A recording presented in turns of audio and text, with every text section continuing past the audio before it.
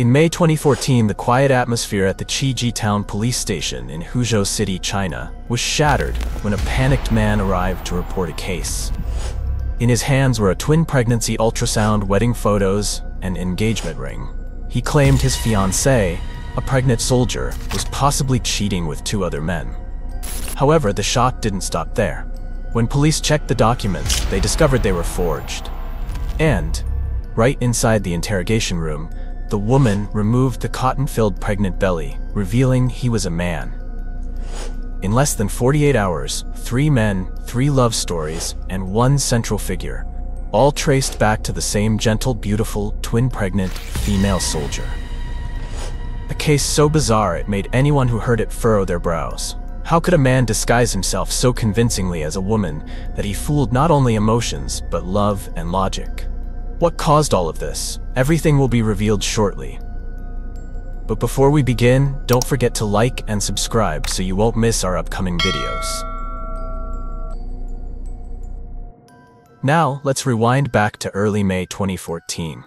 Zhang Chang, a 35-year-old construction engineer living in Huzhou, entered the Qiji police station with a pale, distressed face.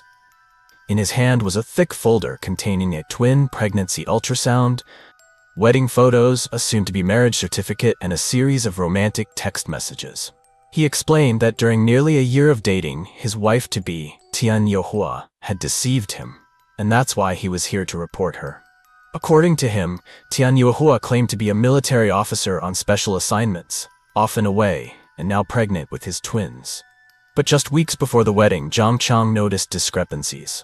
Blurry ultrasound prints, suspiciously edited documents, and, most notably, instances where he followed Tian and saw her entering hotels with other men.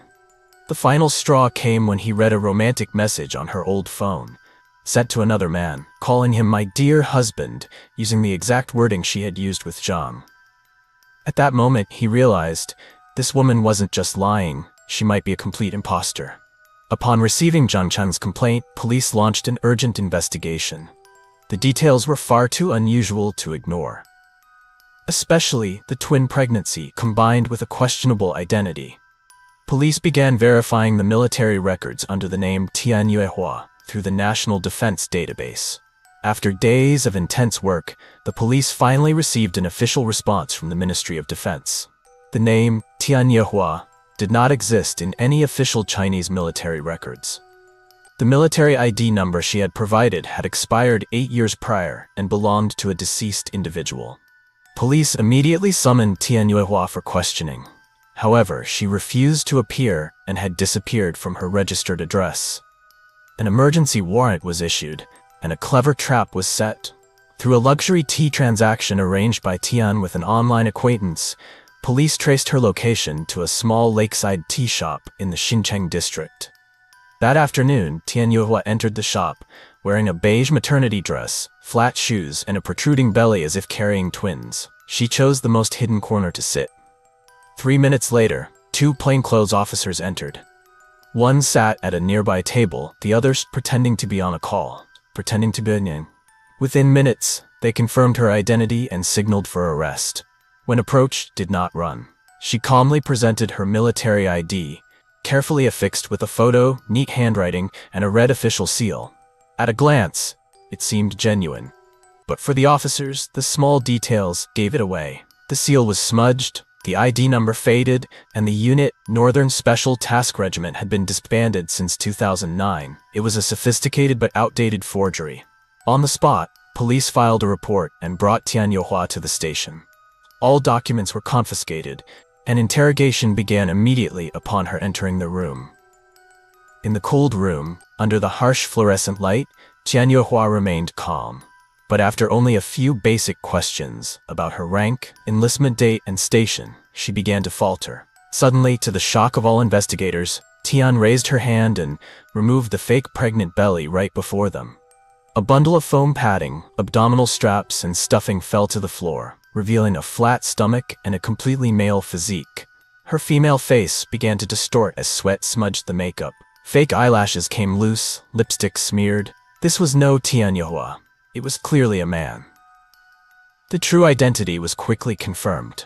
Li, 32 years old, had twice been administratively punished for impersonating a soldier. Unemployed, frequently relocated, with a minor psychological disorder history. Realizing the impersonation was extremely sophisticated, police extracted data from the suspect's phone, bank accounts, and social media to trace everyone connected. From there, police discovered that besides Zhang Qiang, the first to file a complaint, there were at least 2 other men romantically involved with Tian Yuehua. A man disguised as a woman, yet managed to be in love with 3 different men. How did he pull it off? Let's delve into the first victim, Zhang Qiang, 35 years old, a construction engineer. After divorcing his wife for allegedly neglecting the family, he fell into depression. Meeting Tian Yuehua through social media felt like fate. He was quickly drawn to the image of a strong yet gentle female soldier. During their 8-month relationship, Zhang Qiang bought an apartment under both their names, sent monthly living expenses of 3,000 to 5,000 yuan, and even lived with her for 2 months in a rented place while she claimed to be on maternity leave. He once took her to a private clinic for a pregnancy ultrasound, but later she said she couldn't share the images because, as military personnel, her medical records were classified. Zhang Qiang, though slightly confused, still sympathized deeply with his lover. While he was showing her all this care, Tian Yuehua had already started courting the second victim. He was Wang Bin, 28, a car showroom salesman. They met in an online group and began dating just 2 weeks later. Not long after, Tian Yuehua told Wang Bin that she was pregnant and that he was the father. Wang Bin was overwhelmed. He took her to meet his parents and began planning a wedding for the end of the year. On his phone, he even had a video of Tian Yuehua crying, saying she feared punishment from her unit if her out-of-wedlock pregnancy was discovered. Within 4 months, Wang Bin transferred 20,000 yuan for prenatal care, rented her a mini apartment, and started preparing the wedding banquet. However, he wasn't the last. There was still another man, Mr. Lian, 52, a retired civil servant living alone. He met Tian Yuehua at a tea shop. What began as casual chats gradually turned into attachment, and eventually, love. To Mr. Lian, Tian Yuehua was a late blessing in life. She called him my husband, sent him ultrasound pictures, and said he was the only one who made her want to leave the army and become a wife and mother. Mr. Lian believed her so much that he registered their marriage in a remote district that didn't require military verification. They signed the papers, took wedding photos, and he transferred a total of 80,000 yuan for wedding costs and baby items. All the victims shared a common pattern: past emotional wounds, loneliness, and a deep yearning for a real family. Each of them saw in Tian Yuehua an ideal woman, strong, capable, and most importantly, pregnant with their twins. Police quickly cross-checked testimonies, extracted banking records, transaction histories, and message logs. Each victim had concrete evidence, transfers, intimate photos, and confirmed in-person meetings. While every man believed he was the only one, in truth, Li, the man behind the identity of Tian Yuehua, cleverly scheduled overlapping dates, sometimes seeing 2 men on the same day in different places. With astonishing acting skills, Li maintained this deception for nearly 2 years without being exposed. Until one piece, Zhang Qiang's vague suspicion, began unraveling the entire maze of lies. During interrogations, when asked why no one suspected his true gender, Li, now back in his Tian Yuehua persona, calmly revealed a chilling trick. I never let them touch me while they were sober. For each man, he had a tailored excuse, but they all followed the same theme: avoiding physical intimacy, using reasons that seemed very feminine. Sometimes it was that time of the month, other times just got vaccinated, or too exhausted from work. When any man got suspicious or too eager, Li, still playing Tian Yuehua, would suggest a romantic evening, cook dinner, play soft music, and pour some wine. As the wine flowed, under dim lights and gentle music, the illusion of intimacy became real in their minds. Some got drunk and passed out. Others only recalled vague laughter, eye contact, and the sense that something happened. The next morning, Li would lie curled under the covers, blushing like a shy girl after her first night. He didn't have to say much. A timid glance and a soft whisper were enough to silence any questions. In more difficult scenarios, Li even prepared women's lingerie to tissues with lipstick marks, and over-the-counter birth control pills to toss in the trash. A perfect stage for his night of passion illusion. Police later reenacted the scenes based on victim statements. In all three cases, none of the men remembered exactly what happened. Only a feeling that it did, vague and elusive. That lingering uncertainty kept them ashamed and unwilling to speak out. Even after Lee's true identity was revealed, the investigation remained challenging. What he had constructed wasn't just a fake name, it was a fully fleshed out identity, alive and convincing to all the senses. In voice recordings recovered from old phone calls, no one believed the speaker could be a man.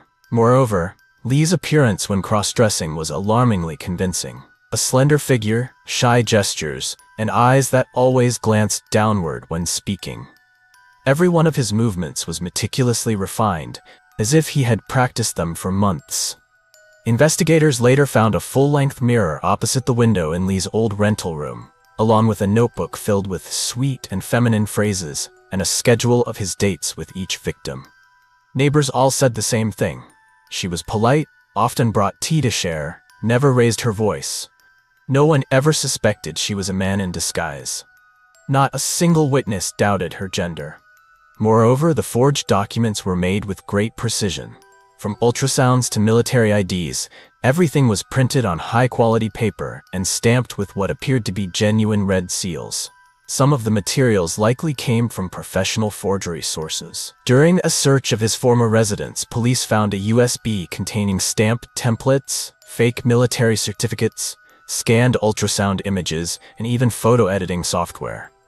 Even private clinic doctors confirmed that she only came for verbal consultations and never underwent internal exams or ultrasounds at their facility. All proof came solely from images provided elsewhere. Another challenge came from the victims themselves. Police noticed that most were defensive when asked probing questions. Many couldn't accept the truth. They couldn't admit they had fallen in love with a man in disguise. During a background check, police uncovered the past of Lee, 32 years old, with a history of drifting between provinces, temporary housing, and prior offenses. Lee had previously been administratively fined twice for impersonating a soldier to swindle money. In 2008, he posed as a lieutenant to approach a female office worker and swindled 5,000 yuan. In 2010, he re-offended with a similar script, this time as a major recently transferred from Tibet. Both cases were exposed, but due to insufficient evidence for criminal charges, he only received light penalties. Lee was the youngest child in a large family from a poor mountainous district in western China. His mother died early, his father was an alcoholic, and his older siblings often mocked him for his feminine gait and girlish face. As an adult, Lee moved to the city for work and fell deeply in love with an older woman named Jiang. Their relationship ended after a brutal argument where Jiang mocked him. "No woman would ever want a man like you, useless." That insult hit like a slap. It shattered his confidence and awakened a dark desire to take revenge on life and on the society that had rejected him. From that point on, Lai began to transform. He grew out his hair, learned to apply makeup, and practiced walking with a book balanced on his head each night in his room. He studied military documents, watched female officer interviews to mimic their confident but not rigid speaking style. Then he bought a custom-tailored female uniform online. Thus was born the persona of Tian Yohua, a seasoned female officer, US-educated, now pregnant with twins from a tragic love affair. On August 17, 2014, after all evidence was collected and Tian Yohua's true identity was exposed, Lee was officially charged. He was sent to a detention center awaiting trial for the crime of organized financial fraud. During pretrial detention, Lee remained silent. No remorse, no confession. His expression was always calm, as if everything that happened was just an incomplete part of his grand plan. The victims were gradually called to the police station to complete their statements. Many still couldn't believe the woman they had loved was actually a man. Their emotions swung between anger, shame, and sorrow. A month later, the People's Court of Huzhou announced an open trial for the case, impersonating a female soldier, pregnancy, romance scam, against 3 men. The press, Public and internet users flooded attention onto this unprecedented case. The courtroom was packed, reporters lined up outside, journalists fought for seats. Curious onlookers brought folding chairs to sit in the courtyard. Lee was escorted in, hands cuffed, wearing a pale prison uniform, short hair, no makeup, and hollow eyes. The prosecution presented a nearly 30-page indictment, detailing every fabricated identity, financial transaction, lie, and the systemized emotional manipulation of the victims. The court ruled the defendants' actions were part of an organized and premeditated scheme, resulting in severe emotional and financial harm. These actions not only broke the law, but also violated social morality. Zhang Chang didn't attend the trial. Wang Bin kept his head down the entire session. Mr. Lian was escorted in by relatives, eyes red. After 3 hours of deliberation, the court sentenced Li to 5 years in prison, a 150,000 yuan administrative fine, repayment of all scammed money, and emotional damages to the 3 victims through separate civil settlements. When the sentence was announced, Li merely nodded. He did not request leniency. The trial ended, but the wounds in the victims spread. Hearts remained open. Zhang Chang filed for extended leave from work. Wang Bin canceled his engagement.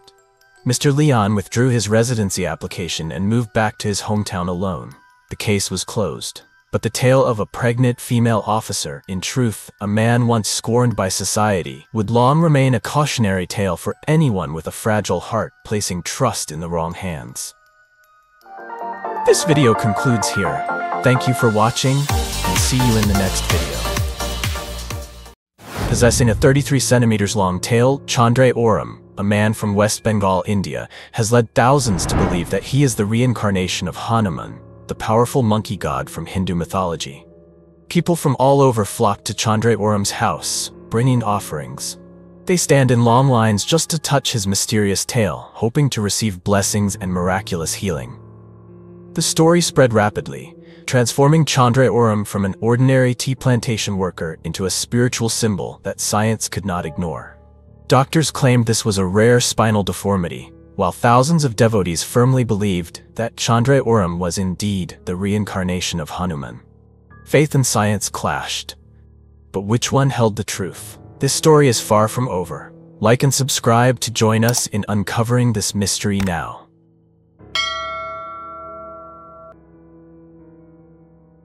Chandra Oram was born on Rama Navami, which falls on the 9th day of the Chaitra month in the Hindu calendar, corresponding to March 1979. This sacred day commemorates the birth of Lord Rama, the incarnation of Vishnu.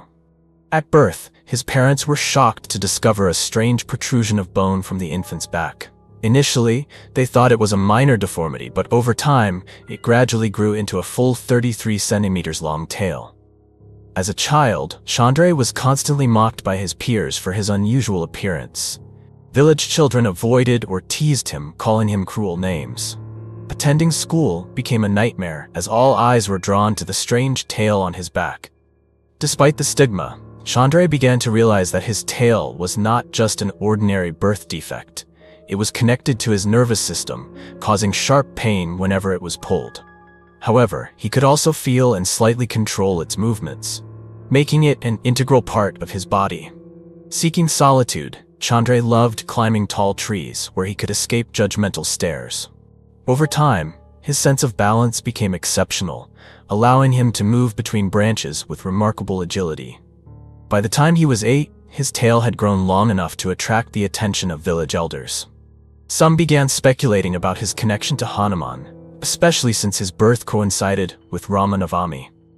The rumors spread rapidly. Some believed he was not just an ordinary child but a divine sign from the gods. As he grew older, pilgrims from distant places started seeking him out, bringing offerings and hoping to touch his tail for blessings. Chandra's parents feared that this growing attention could disrupt their family's life. But no matter how hard they tried to avoid it, Chandra's fame continued to spread. By his teenage years, Chandra was no longer an outcast. Instead, he was revered, and people came to his home to seek his blessings. Some even believed that simply touching his tail could cure diseases. When he reached working age, Chandra became a tea plantation laborer near his village. Despite his simple life, pilgrims continued to visit him daily, bowing before him and seeking divine protection. From then on, mystical stories about him continued to spread. Some claimed he moved faster than a normal person. Others insisted he never got injured when falling. And some even swore they had seen a strange aura glowing around his tail at night. These tales drew even more public attention to Chandra. A middle-aged woman once trembled as she recounted her experience. "I was paralyzed for 3 years, but after touching his tail, I stood up and walked." Stories of miraculous healing spread like wildfire.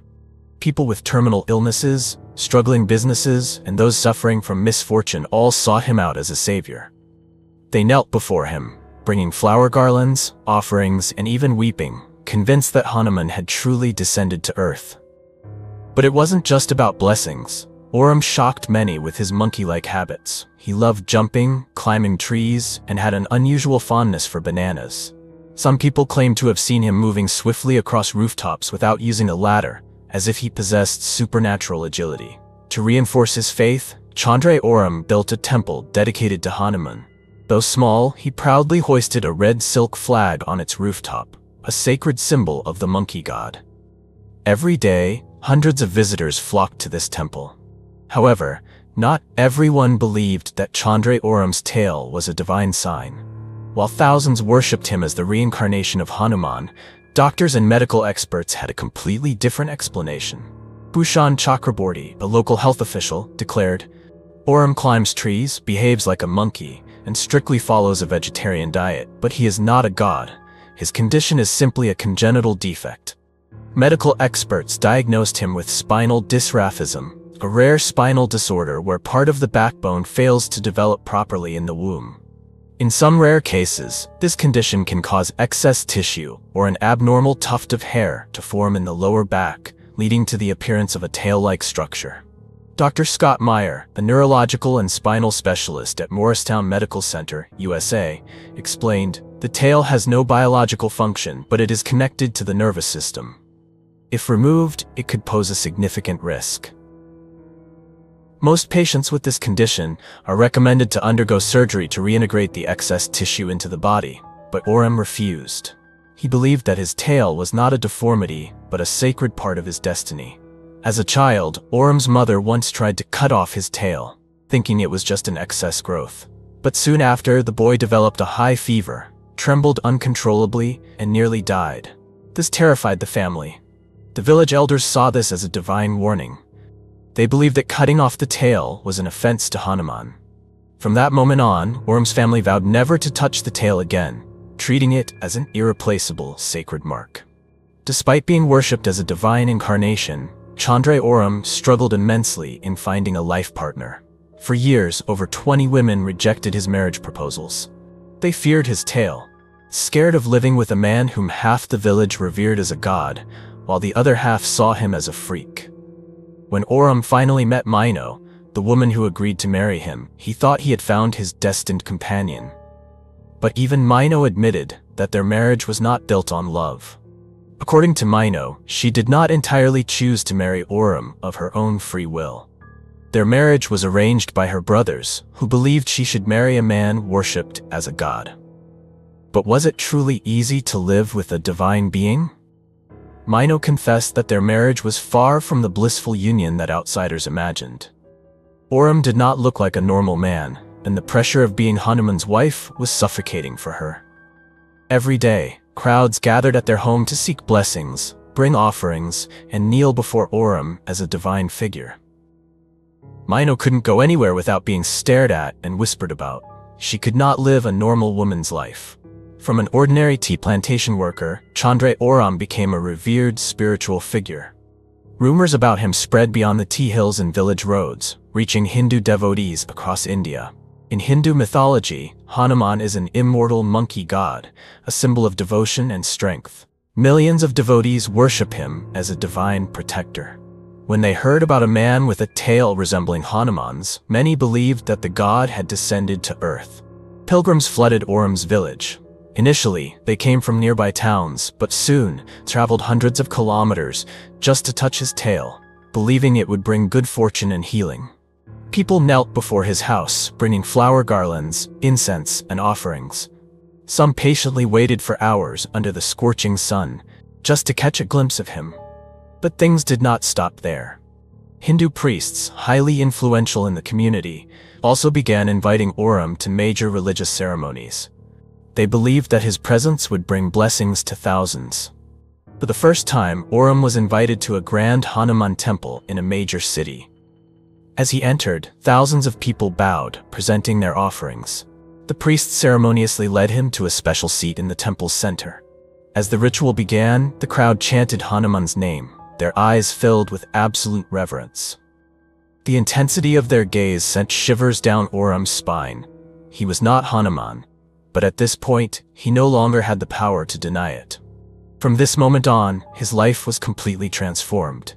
He was no longer an ordinary man. Whether he wanted it or not, he had become a sacred figure in the eyes of thousands of devotees. Every day, his small home was flooded with people seeking his blessings. Some followers believed that Oram had the ability to see the future. They brought photos of deceased loved ones, personal items, and begged him to communicate with the dead.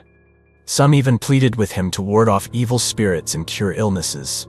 But Oram never believed in any of this. He never claimed to have divine powers, never performed rituals, and never healed anyone. Yet the more he denied it, the more people believed he was simply testing their faith. In reality, Chandra Oram was not the only person in the world with a mysterious tale.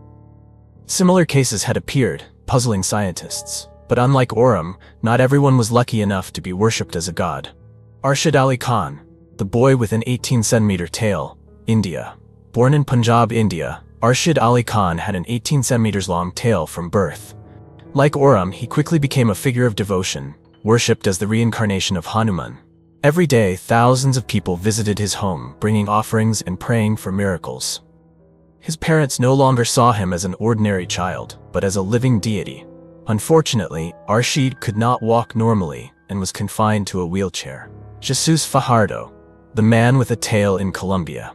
In South America, the case of Jesus Fajardo, a man with a similar spinal deformity, shocked many. His small tail made him a target of ridicule, but instead of being worshipped, he was shunned. People feared him, believing his tail was a mark of the devil. Jesus lived in isolation, avoiding society. There were no pilgrims kneeling before his house, no devotees proclaiming him a divine reincarnation. He was just a man with a rare deformity, abandoned by the world. Another mysterious case was that of a middle-aged man in China who also had a 20 centimeters long tail. However, he never dared to reveal it. Fearing discrimination and being labeled a freak, he spent decades hiding his secret. He could never wear regular clothes comfortably, never take off his shirt, even when alone. His tail became a terrifying burden he could never share. It was only when he fell seriously ill and had to visit a hospital that his secret was finally exposed. These cases illustrate the thin line between worship and ostracization. In one place, people with tails are revered as gods, but elsewhere they are seen as monsters, bearers of misfortune. Chandra Oram was fortunate to be praised by the masses, but what if he had been born in a different place, where faith in Hanuman did not exist? Would he still be honored, or would he be shunned like the others? Science can explain the existence of his tail, a rare spinal defect known as spinal dysraphism. But science cannot explain the fervent devotion that thousands have for him. Faith does not require evidence. For his devout followers, science holds no value. To them, Oram is Hanuman reborn, a divine sign in the mortal world, a living god they can touch and pray to. We may believe in spirituality, and some may call it superstition, but let us not fall into blind fanaticism. Some claim Oram can see the future. Others swear that he has healed them with just a touch. Some even believe that if he were to cut off his tail, disaster would strike the world. But Oram is neither a god nor a fraud. He is simply an ordinary man caught in an extraordinary story. He has no choice but to accept his fate. One day, science may uncover a complete explanation for cases like Oram's. But when that day comes, will people still believe he is a god? Whether it is a miracle or a cruel trick of nature, the 33-centimeter tail has forever changed Chandra Oram's life. A normal man transformed into a spiritual icon, a divine incarnation, one he himself is unsure whether to believe in. And his story is not over. As long as there are those who believe in Hanuman, as long as pilgrims continue to kneel before his house, Chandra Oram will remain a living legend. This video has come to an end. If you found this story fascinating, don't forget to like, subscribe, and share so we can bring you more strange and emotional stories. Thank you for watching, and see you in the next video. Do you think you know everything about teeth? We all know that adults have 32 teeth, but what if someone had hundreds? Imagine waking up one morning, looking in the mirror, and opening your mouth. But instead of your usual teeth, you see rows upon rows of tightly packed, overlapping teeth. This is not a horror movie scene, it's a real medical condition. Have you ever heard of the man with 300 teeth? A rare syndrome causes uncontrolled tooth growth, leading to facial deformities and chronic pain. But this case is not even the most terrifying. Not only do some people experience abnormal tooth growth, but there is also a bizarre medical technique, implanting teeth into the eyes. It sounds unbelievable, but this method has helped blind people regain their vision. Are you ready to explore these strange cases? Like and subscribe to join me in exploring mysterious medical cases and unbelievable but real medical innovations. When people think of unusual dental issues, they usually imagine misaligned wisdom teeth or cavities. But what if I told you there was a man with 300 teeth in his mouth? Would you believe it? That's right, a normal adult has 32 permanent teeth. However, Kirante, a man from the Philippines, has nearly 10 times that number. Since childhood, Kirante's teeth were different from everyone else's.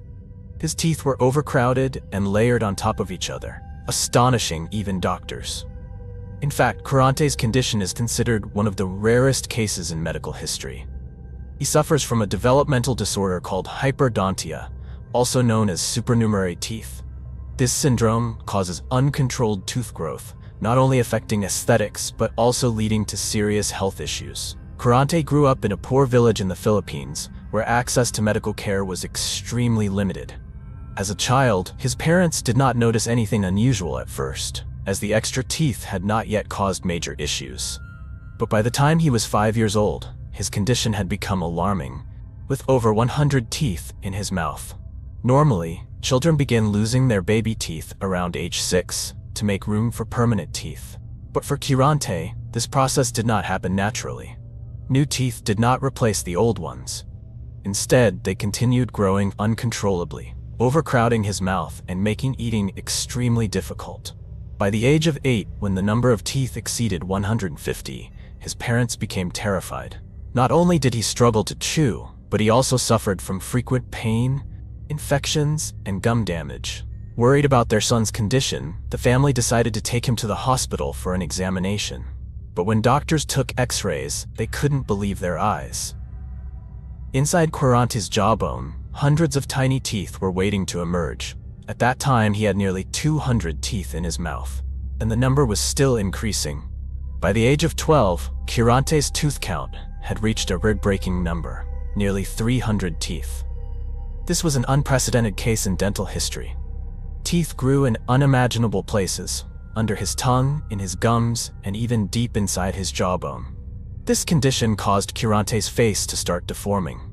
His upper jaw swelled abnormally, stretching his lips, making it impossible for him to fully close his mouth. Eating became increasingly difficult as food would get stuck between his overcrowded teeth, increasing the risk of severe infections. The constant pain prevented him from sleeping well at night. Doctors at larger hospitals warned that if surgery was not performed soon, Kirante's jawbone might not withstand the pressure. A complex surgery was planned to remove the excess teeth, allowing him to eat and live more normally. In the first surgery, doctors removed 40 teeth. They estimated that Kirante would need at least 7 more surgeries, each removing between 30 and 50 teeth. Not only was this an extremely rare medical case, but Kirante's condition also raised a major question in the medical field. Why do some people grow so many teeth?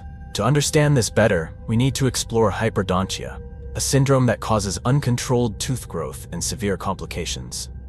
Hyperdontia, also known as supernumerary teeth, is a rare disorder where a person develops more teeth than the normal amount. This condition can affect both children and adults, but it is most commonly seen during the eruption of permanent teeth. According to statistics, only about 1% to 4% of the global population has this condition, with men being more affected than women at a ratio of approximately 3 to 1. The exact cause of hyperdontia remains unclear, but scientists believe that genetics play a significant role. Additionally, some genetic disorders such as Gardner syndrome or cleidocranial dysplasia can also lead to abnormal tooth growth. Hyperdontia is categorized into different types depending on the location and number of extra teeth. One of the most common types is extra teeth growing near the front teeth, causing crowding and jaw misalignment. Interestingly, there is a condition called zombie teeth, where each time a supernumerary tooth is removed, another one grows in its place, making treatment extremely difficult. A rarer form is compound odontoma, where hundreds of tiny teeth form into a solid mass within the jawbone, resembling small stones. In Quarante's case, doctors believe he has an extreme form of hyperdontia, one that had never been recorded before. Furthermore, surgery was the only option to help the patient eat and live a normal life. After years of enduring constant pain, Quarante finally had the chance to receive treatment. Although he had to undergo multiple complex surgeries, his condition improved significantly. Now, Quarante has a much better life. He can eat normally and no longer suffers from the excruciating pain he once endured. His story is proof that what seems impossible can still happen in medicine. Hyperdontia is a rare condition that remains full of mysteries. To this day, scientists have not been able to determine its exact cause. Next, I will talk about another rare condition, a syndrome that could make your teeth tremble in fear. Have you ever imagined looking in the mirror one morning and realizing your teeth have disappeared? Not because they fell out, but because your gums completely swallowed them. It sounds like something out of science fiction, but this is a real medical condition. It is called hereditary gingival fibromatosis, HGF, also known as hereditary gum overgrowth.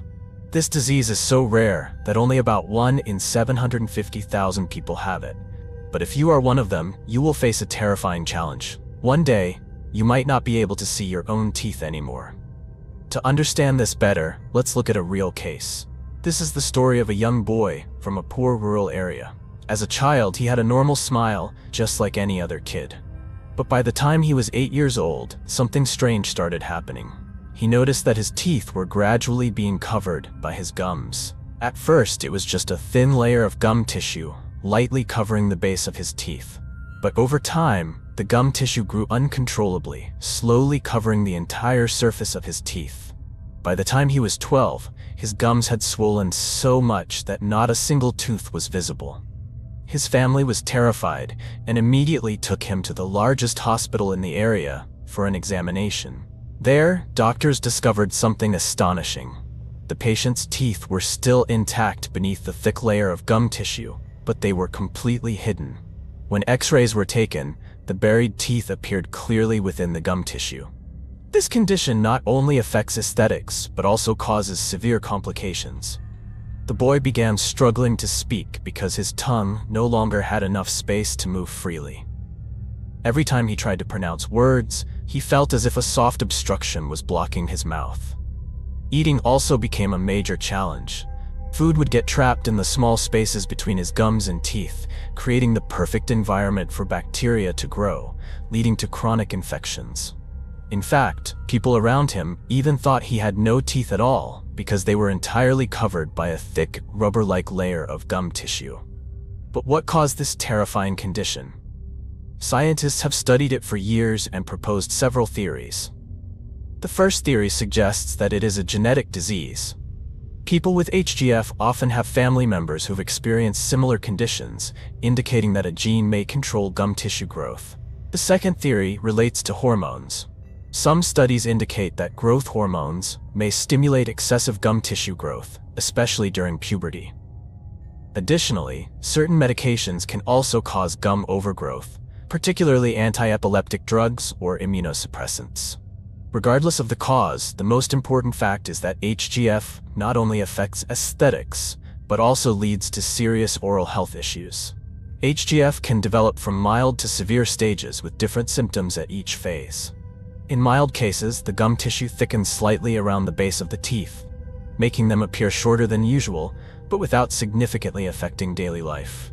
In moderate cases, the gums grow more aggressively, starting to cover part of the teeth, making oral hygiene difficult. Patients may experience gingivitis or plaque buildup due to the inability to brush effectively. In severe cases, the entire teeth can become buried beneath the gums. When this happens, patients may suffer from a range of dangerous complications, such as inability to bite or chew food properly, leading to malnutrition or digestive disorders, difficulty speaking due to the tongue being obstructed by excessive gum tissue, increased risk of severe infections due to bacteria trapped in gum pockets, which can cause gingivitis, periodontitis, or dental abscesses. When the patient in our story was admitted to the hospital, the doctors immediately made a decision. Surgery was the only way to help the boy eat and speak normally again. But this was not a simple surgery. Due to the extreme thickness and hardness of the gum tissue, doctors had to remove it piece by piece, while carefully preserving the teeth underneath to avoid permanent damage. After 6 hours of intense surgery, they removed nearly 70% of the excess gum tissue, revealing the patient's permanent teeth for the first time in years. When the patient woke up, the first thing he did was touch his mouth and smile. It was the first time in over 4 years that he could see his own teeth. However, this was not the end. Since it is a genetic disease, his gums still had the potential to grow back. As a result, the patient required long-term monitoring and might need additional surgeries in the future. This story is a strong reminder that even small parts of the body, like the gums, can cause serious consequences if they grow uncontrollably. We often focus only on dental health and forget that gums are just as important. They not only protect the teeth but also play a vital role in maintaining the stability of the entire dental structure. Currently, medical researchers are still studying optimal treatments for hereditary gingival fibromatosis, HGF. In some cases, if detected early, the disease can be managed before the gums overgrow. So if you notice unusual gum swelling, or if your gums start covering your teeth, don't hesitate to visit a dentist. Finally, I will introduce you to a real medical technique, one of the most complex surgeries in the world. When talking about restoring vision, most people immediately think of contact lenses, laser surgery, or corneal transplants. But what if I told you that there's a method that uses teeth to help blind people see again? Would you believe it? It sounds crazy, but this is a real medical procedure. It is called osteo-odonto-keratoprosthesis, OOKP, also known as tooth-in-eye surgery to restore vision. The uniqueness of this method is not just in its astonishing effectiveness, but also in how rare it is. Around the world, only a handful of doctors are qualified to perform this technique. Imagine losing your vision completely. Doctors tell you that your cornea is so severely damaged that even a corneal transplant is no longer an option.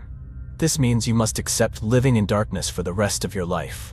This is the reality for patients who undergo the OOKP procedure. They are not only blind but also unable to receive corneal transplants due to severe damage to the eye surface. Some common reasons why patients cannot undergo traditional corneal transplants include severe chemical burns that permanently damage the eye surface, chronic keratitis that cannot be treated with conventional methods, the body rejecting donor corneas after multiple failed transplants, severe dry eye or complete loss of tear glands, making transplantation impossible.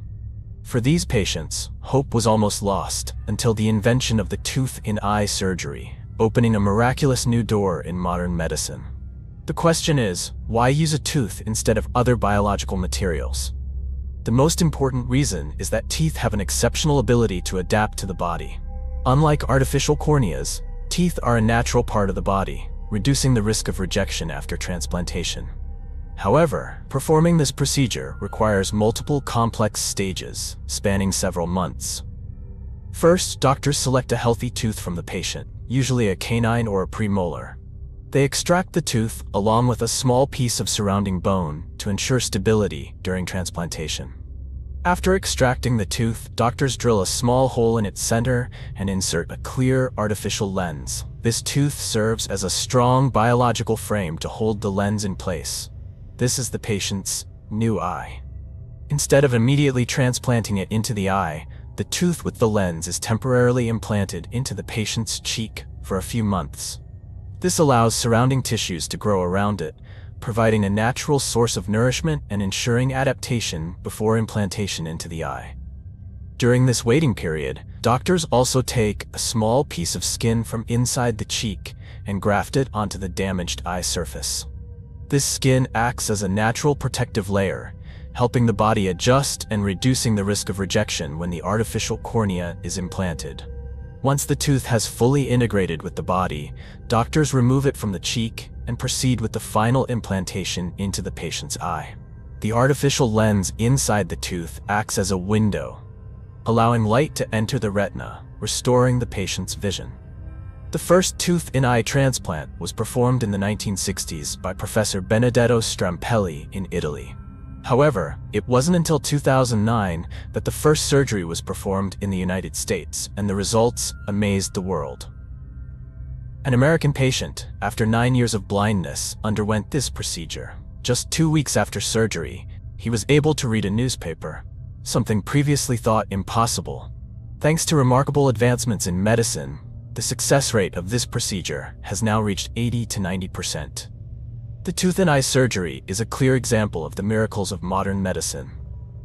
Using one part of the body to save another not only helps people recover from severe injuries, but also opens new possibilities in medical science. However, due to its complexity, this technique remains extremely rare and is only performed in a few specialized medical centers worldwide. And now you know that teeth are not only for chewing food, they can also bring light to those who have lost their vision forever. We have now explored 3 of the strangest dental phenomena. Which one shocked you the most? Leave a comment below. This video has come to an end. If you found the story fascinating, please like, subscribe, and share to support us. Thank you, and see you in the next video.